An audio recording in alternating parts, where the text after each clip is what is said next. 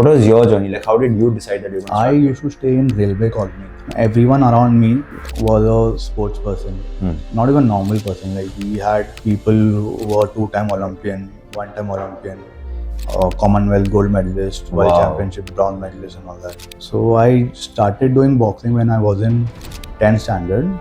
So that time I was hiding it from my parents that I'm doing boxing. How much does it improve your mental conditioning? Like, See, if you do any kind of sport and you train to your failure, your body, like why does a muscle build? Get used to it. It challenges yourself, right? That's how you need to mentally also make a progressive overload for your muscle, for your mind as well. No, not just muscles. So when you train a sport, you should be ready to fail every day. I try to be someone who's involved in their journey, and they would like to see me tomorrow. yeah. I don't want to be that person or like to be that person The they Jallad. come away from, yeah. But I have to kill them in a very sweet way. And they also enjoy it. And once they see the improvement, it becomes like an addiction. Welcome, sir. So good to have you over here. It is a big honor for me to have sound trainers and coaches like yourself to have on the Fitcru Show, because it is very important for us to get the message out there, because there is so much confusing and conflicting knowledge out there on the internet. What is the right way of training? What is the right way of nutrition? What is the right structure? And I think someone like you can put so much light on it. It'll be really helpful for everybody, all our listeners, all our viewers, to understand what is it that you do and why do you do it. See, I started my journey trying to be an athlete. Okay. Like I started doing boxing first because it was a government sport and supported by school and all that.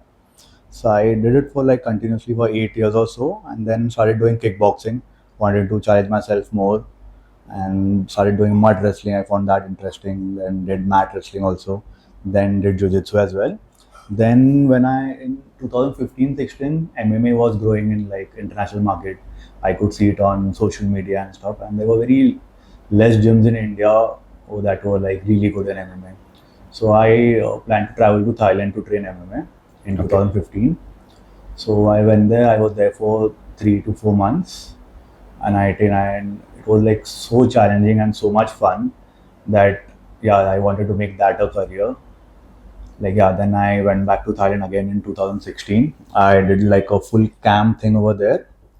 From there, I got a call from India team selection for MMA. Wow. From Thailand only, I flew to Bahrain, and in Bahrain, the Prince of Bahrain, he invited Team India to fight. Compete. Okay. Yeah. And he had his own personal team. Like MMA is not recognized as a sport, not even in India. If you see, so even cricket, UFC is not a recognized sport. UFC is not a sport. UFC is like IPL for cricket. It's a sporting league. Okay, and MMA is a sport. Cricket is a sport. Yeah. That is MMA. UFC is like a league. It's like IPL. Yeah. It's like that.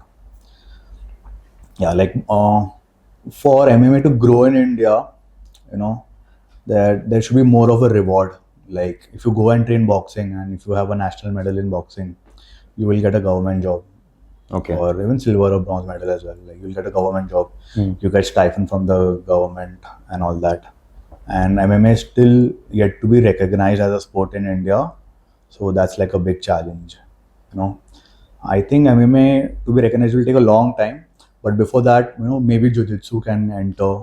Now Wushu is being introduced in the Olympics. Okay. Taekwondo is already there. Maybe karate can get into it. Muay Thai can get into it, or stand up, any other style as well. If that is into a government sport and which gets rewarded as something like a government job, so more people from small town and everyone will want to participate, and because they'll have a goal or something, right? Yeah. So once you get more population into one sport, that becomes more famous. Yeah. So it's like that. Right now there is no reward as such. What I mean is, you play MMA, you fight, it will be for your own pleasure. It's not like pleasure or pain. It's I remember I had gone for the I think somewhere around that time only, 2013-14, I started MMA training with one of our coaches, or one of our friends found a coach Shafiq. And I went for like 5-6 sessions, and I was decent at it because I was always into fitness. I was decent at it in grappling and arm bars and stuff like that. And then one day I got overconfident and I told the sir that let's start sparring. And then we started sparring, and he gave me one spin kick on my face, and I was like, okay, done. So I think it's a very complicated sport because there are just so many art forms that are used, or so many different styles of combat that are used in mixed martial arts. Yeah. Yeah. So, but right now, like a lot of people are just starting to train MMA. They train for MMA. They don't have a specific background, which is, that culture is diminishing right now. Like when I started, I did like boxing for a lot of time. I did kickboxing individually, not thinking that I have to do MMA or something like that. So the culture is gone where people are just training one kind of sport, or they have a background in some sport. So like even in UFC, like people used to get introduced like, okay, so and so fighter, like suppose like a Pratik fighter, background Sambo, background this. Right now, a lot of people have the background of MMA only, so they are training in MMA, and itself it's becoming like a new style. Like Okay. So then there are different forms of like grappling in it, or jiu-jitsu in it. or mixed up really well. Okay, okay. So now you've incorporated whatever you've learned in your style of training, Yeah. and you train your clients in that. Yeah. So even when I was training myself, to fund myself, I used to train other people, but that time used to be more like someone who wanted to be a fighter, or someone who is reached at a certain level. You wanted to just upgrade a little bit. Okay. So in fact, that kind of training becomes a little bit easier because they are very motivated. You just have to say stuff and they'll do it. They'll understand also what you're saying better. Yeah. Like they'll be able to have that mind to muscle connection. Yeah. So yeah, right now my set of clients are a little different. Like you have to really make them understand why you're doing it, what's the purpose, and you have to make a mixture of everything to attain their goal. Like, and their goal is like more of aesthetic and performance mixed.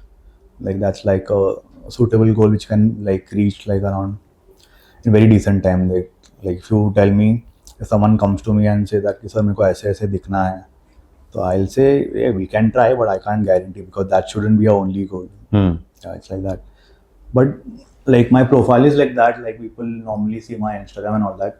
But luckily, I do get clients where they want to do performance based stuff more rather than having like just like a six pack. So you have a lot of celebrity clients. Yeah. And in that process, obviously, they all come for aesthetics because that's their bread and Yeah. butter. So how do you, and I'm assuming you are their primary coach. So how do you manage their entire training program, nutrition program? So First, that we need to understand like what their goal is exactly. Like either it is for a project, or is there for just preparing for something, or just to maintain themselves. If their goal is something like I want to get a little bigger in size, but together as lean as well, then yeah, we do a lot of weight training stuff. That is like always basic. Do like a high protein diet, carbs and fats in proportion, and you'll eventually get there. But when you have a time constraint, that's when the problem comes. So what is the problem exactly? Problem is like you can only go So hard. or for a certain period of time. Like something is not attainable in like very short period of time. Yeah. And then when it comes to a short amount of time, and this is what I wanted to ask you, like, then people do resort to shortcuts, steroids. Yeah. See, what I feel is good with me is I have zero knowledge about steroids. Like, see, I didn't come from a bodybuilding culture where steroid is mostly used in India. So even if someone asks me like, steroid lena hai, ye lena hai, I said, see, I though have zero knowledge about it, and I know very less people who have like good knowledge about it. So I like pass it on to them. So they are no more my clients then. Yeah. But what's your take on it? Like, is it safe? Is it not safe? Should we take it? Like, what I feel is, like an ex-actor is build a body for some certain kind of role, and is showing off on Instagram, on the movie, and everywhere. And I think he should also say that, what I did is not that healthy. I did in so and so amount of time. You should not do it. You should try and be like in a certain way, like a proper way. You try to attain a goal like this. He himself, when he starts saying this, that will go to more public rather than fitness coaches saying it. Because the wrong culture in India is, what, like We follow celebrities. Yeah, celebrities. Why will I follow celebrity for fitness? Yeah. If I want to play cricket, I'll follow Virat. I won't follow LeBron James. Yeah. Yeah, it's like that. I'm following fitness, so I'll follow someone who's good in fitness, follow some trainer or an athlete. No one will follow an Olympic athlete. No one will follow any sports person also for fitness. People who want to say like I want to become like an ex actor or this actor. So that's like a very wrong culture. In fact, right now, one of the top trending searches on Instagram, so not Instagram, on Google is Rand Reynolds' body or Hugh Jackman body because of the Deadpool Wolverine movie. But everybody wants to chase a celebrity body. They don't want to chase an athletic body. That's a very valid point that you stated, because they don't usually see celebrities in off season or when they don't have the project, and when they let go and they are consuming everything, because that's not their job. They don't have to stay fit throughout the year. They can be normal human beings like you and I.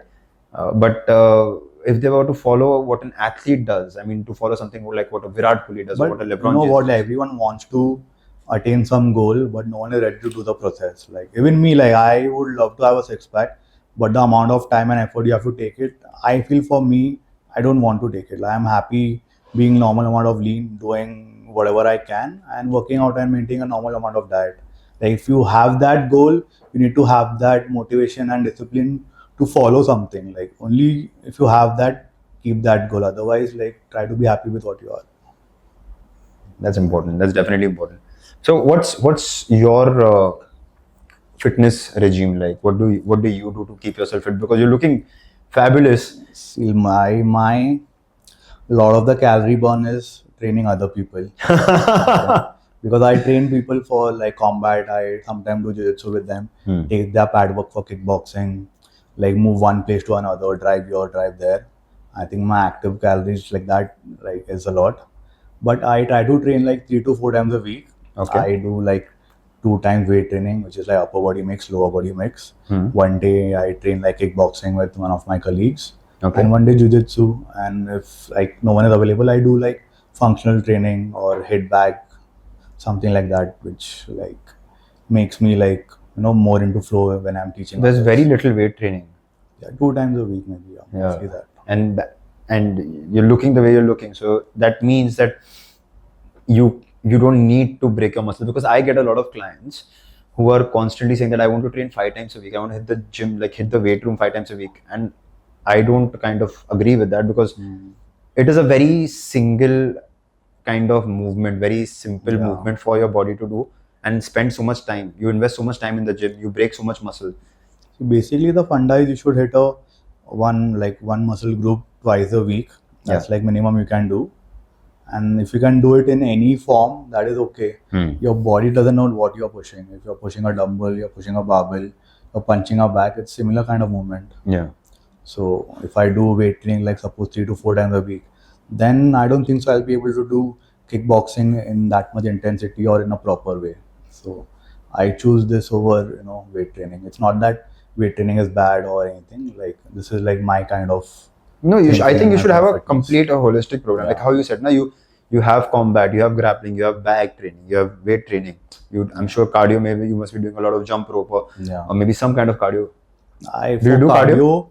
Yeah, I do cardio, but not like I've seen this once. Like when I started going to commercial gym, so I started seeing a lot of people doing steady state cardio for fat loss. Yeah, the bodybuilders do that because they don't want to lose muscle, not even like 1 milligram or 1 gram of muscle. But that guy who has like more fat than muscle, why are you doing it? But boy, you should train, do push-ups, do squats, go for a run. Don't do this steady state cardio if you have more fat than muscle. Okay? Like try to understand why they are doing it, rather than just following it.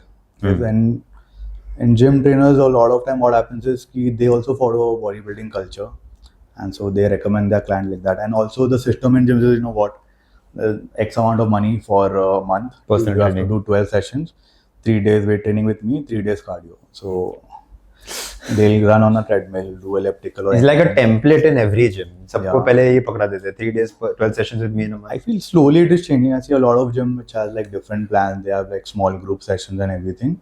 But those are studios. I'm seeing a lot of good studios come up. Like there's Anti-Gravity. There is a friend of mine, Rohan Mazumdar, his studio. So many like fitness enthusiasts like ourselves who are creating those studio spaces where they offer that flexibility. I'm yet to come across a commercial gym where the trainers are not just incentivized or motivated to sell a personal training program, and they're more result So oriented. the culture will change. You know what? Like people, how they got into fitness depends on that also. Yeah. People start becoming a trainer because they feel कि मैं पढ़ाई में अच्छा नहीं हूँ, मुझसे science या commerce नहीं हो पाएगा, मेरे को थोड़ा बहुत जिम करना पसंद है, तो चलो ट्रेनर बन जाते हैं. So their mindset will always be कि हाँ आ गया थोड़ा पैसा, ठीक है. They will never try to improve as such. And the job of a trainer is not like look like very prestigious, unless you are like some really You've reached a famous certain or place, yeah. something like that. But that will also change. But right now I feel a lot of my colleagues and a lot of people I know, they earn as much as what a normal engineer or any corporate job will do. Yeah, like average I'm saying. Yeah. We can't just pick like very famous people and tell them. Yeah, okay, yeah. To like sum it up, like the commercials are like quite similar, The culture will change when you get more respect to it, and who joins the industry is also very important. Like Yeah. that will surely change, but like everything takes time to change. But we are born in this era, so we have to face this. So you said something about how a trainer starts their journey, like when they think that okay, padhai mein acha nahi. What was your journey? Like how did you decide that you were going to I start used to stay in railway colony. Which so Andheri. Okay. So everyone around me was a sports person, not even normal person. Like we had people who were 2-time Olympian, 1-time Olympian, Commonwealth gold medalist, World Wow. Championship bronze medalist, and all that. So my dad used to play cricket, not professionally, but like for fun. So he also had a lot of people who were into sports as a friend. So I started doing boxing when I was in 10th standard. So that time I was hiding it from my parents that I am doing boxing. So you don't like unlike cricket and other sport, you don't need anything to train boxing. You don't need anything. You just need hands and legs to train. So you go there, you train in your classes or school, and come back. It's not like you have a bat, you have a ball or anything. Yeah. So I did that for like 1.5 years. Then college had a proper boxing programs, and I told my mom that I want to do boxing. And that was like a little bit okay. Like okay, you'll manage yourself. But you know how moms are, like they say, "Aur lag gaya to," and all that. That become difficult. Like I started doing boxing, and I used to get a lot of injuries. See, like right now I have a cut here, I have a cut on my lips also. So eventually, like parents get used to it. I'm a father to a 5-year-old, and every time I see my son hurt, it just breaks my heart. Like I don't want him to get hurt, obviously, but then I want him to get hurt so that he knows how to deal with the pain and how to sit with the pain and how to get better, because that eventually is going to happen. Yeah. I've been hurt so many times, whether it's in the gym room or it's on the football field or anywhere. We are exposed to so many things and we can get hurt. But yeah, it's difficult for parents. But were they supportive of you then later on when you took up boxing as a sport? Supportive. See, my studies was going on. Like I didn't. It's not like I just did my sports and left studies altogether. I studied till my graduation. I did, and then started working part time. I did like work in a shipping company. I tried working in fast food joints, and I used to get like money to survive and even to chill. Like it's not like I had a lot of money problem. So I did all that. Like slowly they accepted it that I think he's going to do something like that only. So eventually, like I made them. You can only make your parents comfortable by showing it by actions, not by like words. You can say anything. Only if they started seeing something, they'll understand. So once my like career became little better, they started to understand. And did you call them for a fight or something like that? Did they come witness? They have never come for a fight. They've never come for a fight? Because they don't want to see the damage that you could possibly do to another human being. But but then when was the transition from you being an athlete to you training people to become athletes? first couple of years, so I only trained myself, but to make myself better at what I do, like boxing, I joined a fitness training course from a gym, Okay. and that was like a normal personal training course. Then I did a nutrition course and strength and conditioning course. So that made my training better. That was the only goal that time. Then eventually, a lot of people saw changes in me, and then I started training other, like I told you earlier, like training people who are trying to become better and what they are. So I like the vibe of training and coaching as well, but I never did it like full time. But like after I shifted to MMA, when I started going to commercial gyms and all that, I started getting a lot of inquiries for what kind of training I do, because they felt that this is a little bit different. That was my USP. Then slowly, when like at certain point of your life, like money becomes a priority, and you feel you have to choose an option where you can pursue a passion or like build a career. And I felt like I was not excelling as much like As an being an athlete. athlete. So I thought this was like a wise choice to do. So I did that. Like no regrets as such, but like I'm happy what I'm doing. It's cool. How do you like how you I love how honest you are and modest you are. Like ठीक है पता चल गया. Like it takes a lot of humility to accept that के See, what happens is uh, even if I play like at that I used to fight, maybe I last fought at 2019-20. So Okay. even if I fight the highest honor, maybe UFC, okay, what I'll get? I'll get more than couple of lakh rupee, some Instagram collaborations, which I'm not good at, okay, which I'm not good at to do. So which I'll do that, and then what, you know. Yeah. So this is more of a struggling kind of phase for MMA, but which is eventually changing very much. Like now I see like couple of Indian fighters are already into MMA. One girl recently won in MMA in UFC. Okay. It is going to change and it is going to be like so much better. So I made my choice, which I felt like which was good. At that time, obviously, I Myself, think it was the most practical choice. But I saw a lot of seniors to me also were very good, like better than me, were still struggling to like make a life out of it. I know what you mean. Yeah. But how do you balance now? Because an athlete will always be an athlete, right? What I do is what my wishes were, I make my clients do. So I train with them. Simple. I make my. Can you give us an example of one role that you got and you made that? See, a lot of people. I started training Mrunal, I think, which was during Tufan, and it had boxing, but she wasn't doing boxing. So I convinced her to do boxing, start boxing. Tufan, where Samir Jora and Runil were working with Farhan. I was Yeah. working with Mrunal. Okay. So I convinced her to do boxing. So I should do boxing with him, with her. We used to go to the shoots and all that. At that time, I became friends with Drew as well. I saw him in your show as well. Yeah, I'm good friends with him. I meet him a lot of places. Wherever we go, he's training someone else. I'm training somewhere else. He's damn great. Yeah. So like that, like and that's she never like needed to do boxing, but I convinced her to do boxing. Like, and then I tell all my male clients and female clients also, you need to try and learn MMA because you can always get a role which needs action. And what better than MMA to turn your, make your action better. Yeah. That's how, like I train, like I have clients like Pratik Babbar, Ali Fazal. They do MMA like they want to be an athlete. They train like that. Yeah. Yeah. But how much does it improve your mental conditioning? Like, because I remember when I was telling you, when I did it probably for maybe 6-7 months. I didn't do a lot of MMA coaching, but when I was learning, it did improve my reflexes. It improved the way my critical thinking. It also built up a lot of how do I say this? Mental strength to do physical things in me.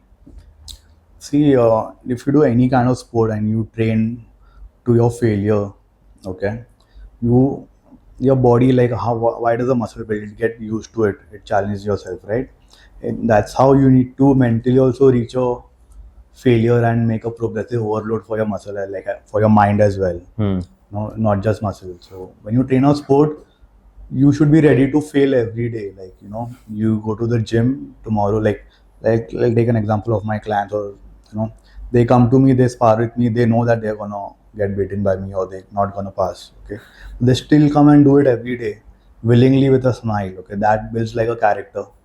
They become more stronger and you know, try to battle like difficult things in a different way Yeah. and try to be happy with it. Like, somewhat it is a little difficult for people who are not doing to understand.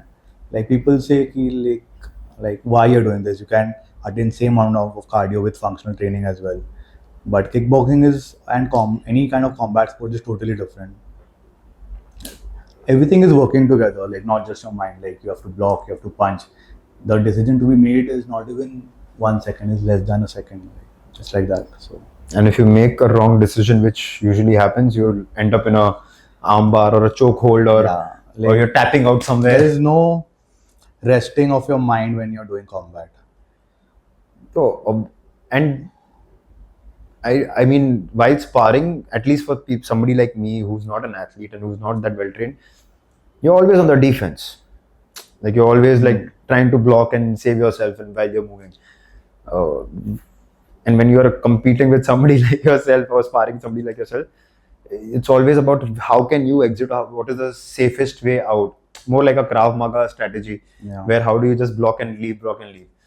But when you are trapped in an octagon, or when you're trapped in that cage, I'm sure like that's a different feeling. Like, you've competed in a cage, right? Yeah, I So, played World Championship in Kazakhstan 2017. how was that experience? It was really well. You know, weight cutting in sports. Yes. Like, I was 2 kgs above my weight category, and we normally cut 2 kgs like within 24 hours Water. before the weigh-in. Yeah. Yeah. So we were in Kazakhstan. The temperature was something in minus over there, Oh. and the hotel didn't have a steam or sauna. So we were staying in a 5-star hotel, but the hotel didn't have. So me and couple of other fighters also, we were wearing like 7 Plastic to 8 bags. clothes, Okay. like whatever we had, Huh. and then we were running up and down the hotel and cutting weight. And in amateur sports, what happens is, in professional sport, you get like 36 to 24 hours To of cut. time to rehydrate. Hmm. Okay, after your weighing. In amateur sports, like in World Championship, you have to weighing in the morning and then you have to fight again in the afternoon. But how will you compete if you're severely dehydrated? So You'll have to take a lot of we electrolytes. knew this before, Yeah. and only so we didn't have to cut so much. Like, I should like only 2 kgs. 2 kgs is very less to cut in a day. People normally cut 5-6 kgs as well. And that's like normal. So we cut that. How do you cut 5-6 kgs in a day? It's just water. So But still, 5-6 kgs is quite. That's like 5-6 liters of water that it's you're like cutting out. 10% of your body weight. Yeah. Less than 10%, but yeah, people do it. So see it on YouTube, a lot of UFC fighters, they can't even stand on the weighing scale. There's the but cramping and like, yeah. they still do it. It's not just for training, yeah. Like, they take steam, hot showers, like wrap themselves in a towel and sleep, something like that. Like, not just like running or doing something. Okay. So yeah, we did the weighing in the morning, and I had a fight with, I think, Argentina, and I lost with decision in that fight. Like, Okay. it was a quarterfinal. Oh. It's fun, yeah. Like, then you know where you really stand. Like, otherwise there is no point. If you just play over here, you are always gonna In win. your head, you'll be number one if you play locally. Like, Yeah. when you go out there in the world and you stand with the best of the best, you understand. That's where you can give your whole, like, full potential also, and then can see your own potential also. Yeah. So in 2016, I did a reality show. Oh. A reality show. It was called Amazing Fight Thailand, Okay. which was organized by a Tourism Authority of Thailand. Okay. They wanted to promote Thailand tourism for better purpose. Like, a lot of people go to Thailand to have fun, Yeah. but there are like a lot of other things to do as well. Like, Muay Thai is like, now they also have Muay Thai visa, where you can show that you're going to train for 3 months and you get 3 months visa. Okay. Okay. So for that show, they were all non-Thai people and like, people all around the world. I was the only one from India. This was in 2016. So the show was for a month. The show was hosted by someone called Bokao. He is like Sachin Tendulkar for cricket, for Muay Thai. Okay. So it was hosted by him. So all the attention was like how roadies is like roadies and Big Boss kind of thing. It was like that, but less of drama and more of like action kind of thing. So I lost in semi-finals over there in fights. Okay. But I won through like a popular award. So I was Oh. most famous contestant over there. And what were you known for? I would still like to know because I didn't understand. I didn't understand the local language, and it was only aired in Thailand. Okay. And they had a YouTube channel as well, but I'm like not able to find it right now. Yeah. Maybe we should grab a hold of it. देखना है पता को मिलता है हमें. But yeah, so when you're talking about competition, like how do you usually prepare for competition? Like how do you get yourself in the zone for a fight? Like in terms of diet, in terms of recovery, in terms of training. Like I would assume that I would be training 2 days prior, like till 2 days prior of the comp, like whatever I have, and then use 2 days to just recover and just not The do. intense kind of training is always like 12 to 8 weeks before it starts, the Acha. date of the competition. A lot of people have 12-week camp, a lot of people have 8-week camp, whatever they're comfortable with.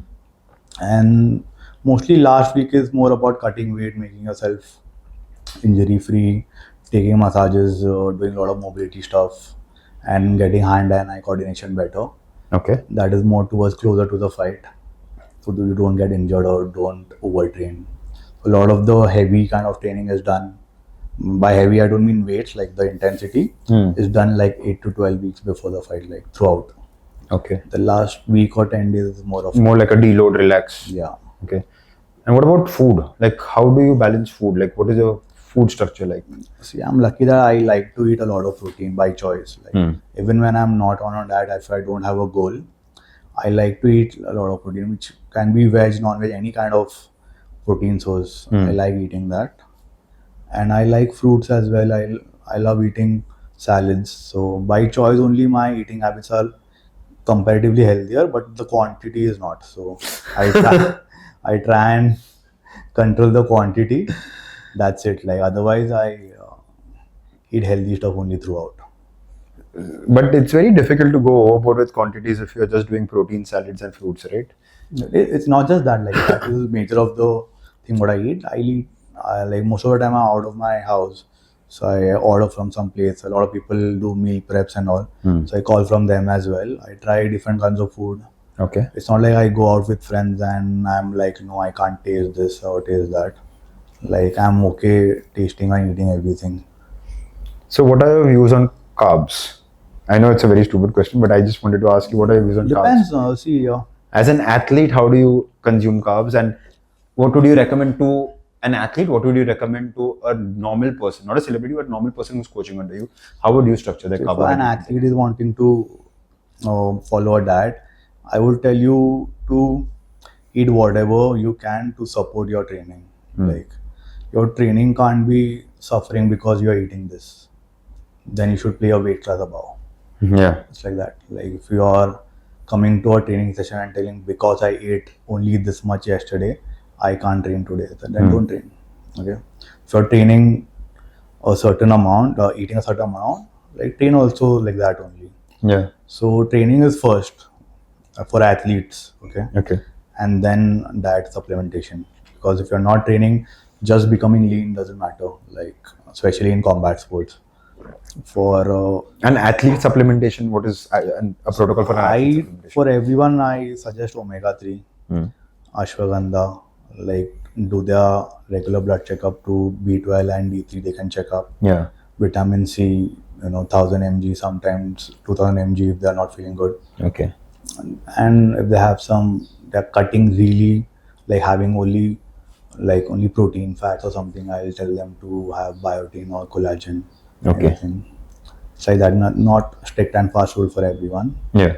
Whatever it suits you. And I suggest do a tolerance test because a lot of people are like gluten intolerant or lactose intolerant. But I see a lot of people who are not also, they also avoid because that's the trend now. So everybody likes to jump on the trending bus. Like the amount of people who are avoiding gluten, dairy, and stuff like that just because they think they are intolerant or they are allergic to it is funny. I see if you go out with someone to eat, okay, they'll order a sandwich which has like Gluten. around 800 calories, like the stuffed thing. Hmm. But they'll say, I want the bread gluten free. So that doesn't have a logic. Like you Yeah. have a suppose chicken with this sauce, that sauce, this, that, avocado, this, that, and then they'll say in last, I want gluten free. So that makes them feel that they're having healthier, which doesn't make sense. Either you have something which is not gluten free, or some normal salad, or have a small bite of, basically like control the quantity. Like having something gluten free, having something sugar free is not gonna help. Like, Yeah. sugar free has a lot of artificial sugar. Nowadays you see this supplement got tested for this, that. So normally avoid packaged food, like eat whatever you get from, like you can make it at home. So Regular, normal food. Yeah, Whole whole food is what food, we yeah. promote. That's for an athlete, and for a regular person. I suggest that also, like Okay. eat whole foods. Like yes, I know that you get the urge to eat out and all that. That's also okay, but that has to have a balance. Like, if you find a proper balance between your work, your workouts or training or diet, then only it works. Otherwise, any of it is too much, then it becomes bad for you. Like even Yeah. if their corporate work or any kind of work is too much, like their stress level will increase, then no amount of diet and workout is gonna help them. They're always gonna be sad. Like But how much do you think supplementation works for regular people? Because, like how you said, na, people are focusing on gluten free and sugar free, and see, supplement is best described by its name itself. It will just supplement you. It is not something which is a primary thing. yeah, Okay, has to come later. The primary source has to be your food. Supplement is what you're not able to have from food. You can't have everything like supplemented. Like even protein shakes, yeah, you can have if you want, but it's not the only thing you can have. Like a lot of people just have protein shake and think that they're completing their protein intake and not eating protein throughout their meals, in all 3 meals or 4 meals, whatever they are yeah. having. So first try to get protein intake from your food and then supplement it from protein intake, like from protein shakes. And so, do you feel that if you were to consume the right amount of protein, it will be easier for people to lose fat? Yeah, है ना? 100%, because even digesting protein like Burns a lot of burns calories. a lot of calories, and if you're already stuffed your stomach with a lot of protein, you don't get hungry. Yeah. So people have a myth of not having cheese. Okay, cheese नहीं खाना है, but they'll have poha a lot. Something really like we understand like why they think like that, because that's been told by their mom, dad. Yeah. Cultures like that. Like in South India, we like my childhood I used to eat like 10, Rice. 12 idli, like Okay. 10 dosa Oh, and all that. but do you eat it now?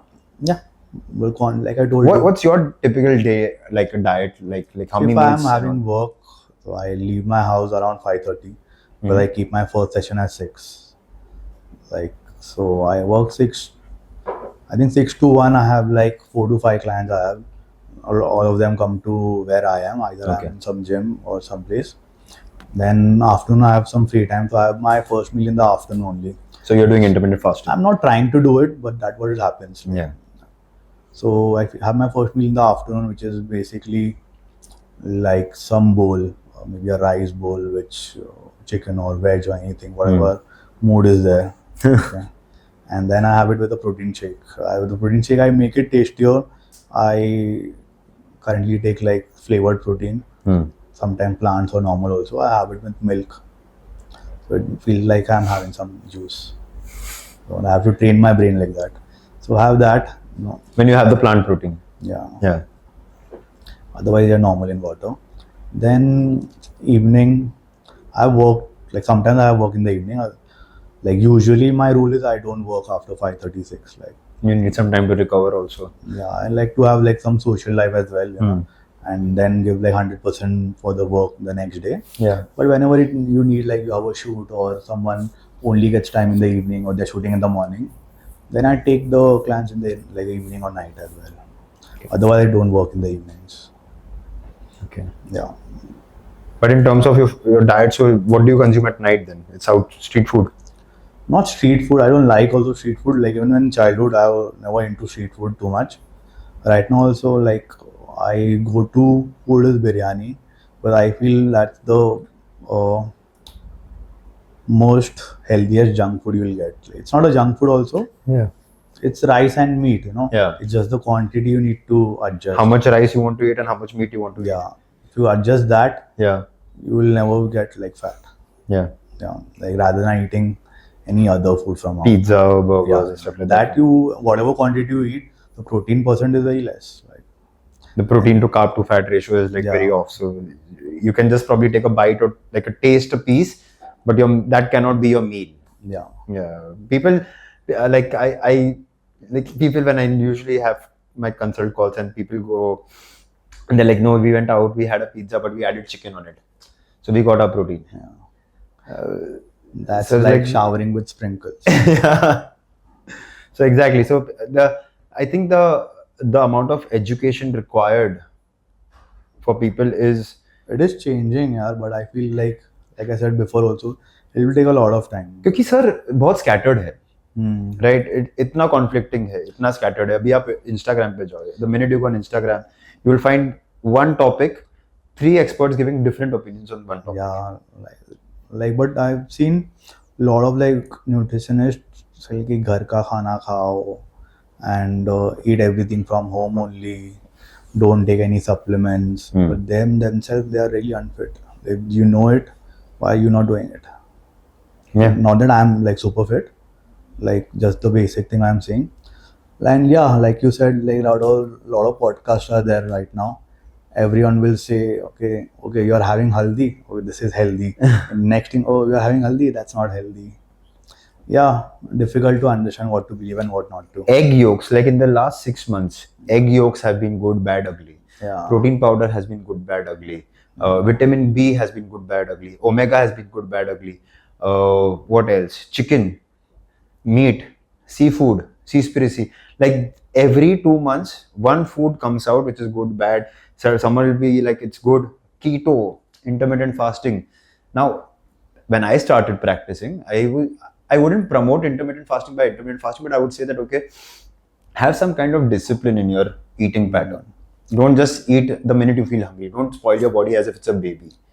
Have a specific routine. Eat meals rather than snacking, so that you have that discipline in terms of what nutrition you're putting in. And that's the practice that I I started with. feel intermittent fasting would work for a lot of people because that's what people were doing in Stone Age area, like age also. Like after sunset, they should never eat. Yeah. But like now, people doing intermittent fasting, they do opposite. Like they eat more of the meals after sunset, but like the time of 16 hours is always there. Now the people have taken it to next level, sir. People are like, okay, I'll fast for 16 hours.